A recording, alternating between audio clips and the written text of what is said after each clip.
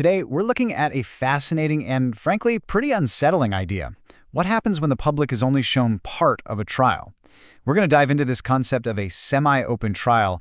It's a precedent that was set in a moment of national trauma, but it could have these profound consequences for how we understand justice itself. So, let's just start with a simple but really powerful question. Imagine you're on a jury, but you're only allowed to hear the prosecution's case.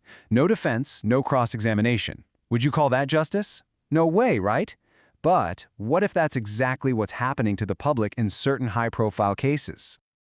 All right, so to really get our heads around this, let's explore it with a hypothetical scenario. Think of it as a thought experiment, but one that's designed to test a very real and maybe even dangerous legal precedent. Okay, picture this. There's a huge trial involving a figure who is just incredibly divisive.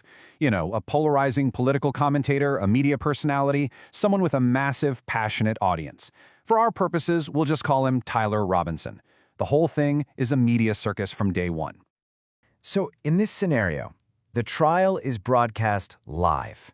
But the media outlets, who have their own biases and strong incentives to shape the narrative, are the ones managing the feed. So we, the public, we get to see all the shocking accusations, all the dramatic courtroom moments. But then, when it's time for the defendant, Tyler Robinson, to actually give his side of the story, the feed is cut.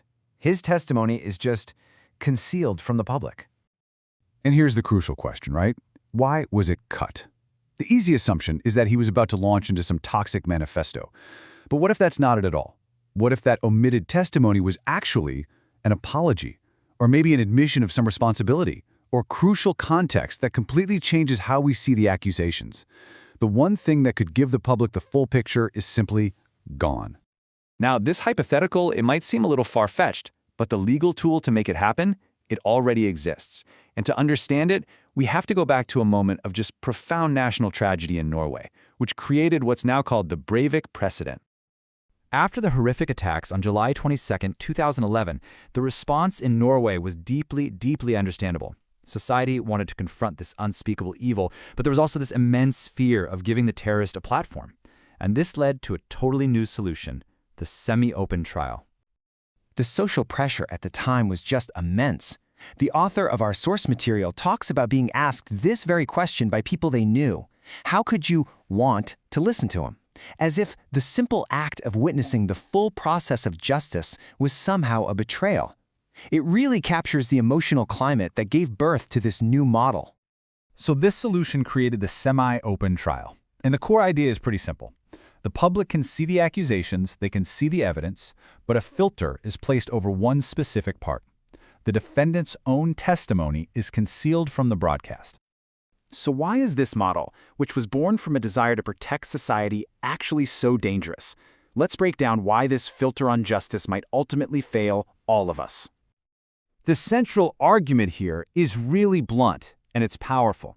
The very phrase, partial public access, is a contradiction in terms. It's like being partially pregnant. You either are or you aren't. Either the public has access or it doesn't. Giving them only the accusations without the defense isn't access. It's basically an invitation to judge with one eye closed. So what exactly gets lost when we apply this filter? Let's just lay it out. And the contrast is pretty stark, isn't it? The public gets the shock value, the headlines, a story curated by the broadcaster. But what's missed is, well, everything else. The nuance, the context, the defense, maybe even a potential apology. We're left with a curated narrative, not the full, messy picture of how justice actually works. And what happens when you have that kind of imbalance? It can be devastating for public trust. The trial stops being a search for truth and becomes, as the source argues, a piece of theater.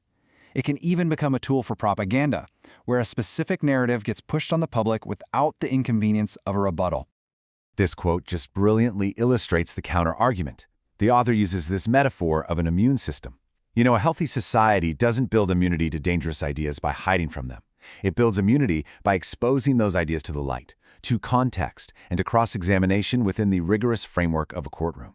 Shielding people doesn't make them stronger. It actually makes them more susceptible.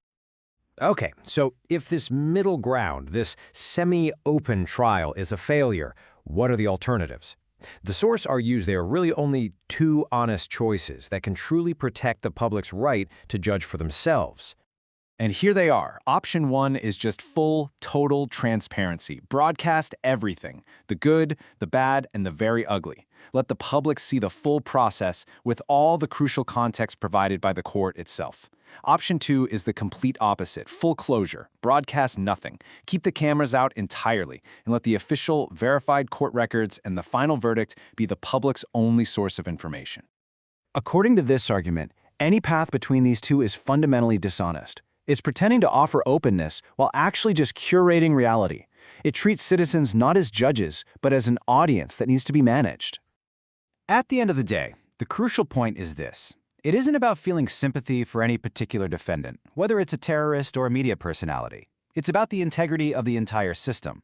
Because once you create a tool that allows a problematic testimony to be censored, well, that tool can be used by anyone for any reason. And it really comes down to a fundamental question. Do we trust citizens to see the whole truth and make up their own minds? And that leaves us with one last lingering question. If the public is the ultimate judge in a democracy, and a key piece of testimony is deliberately kept from them, can we really say that justice has been fully served?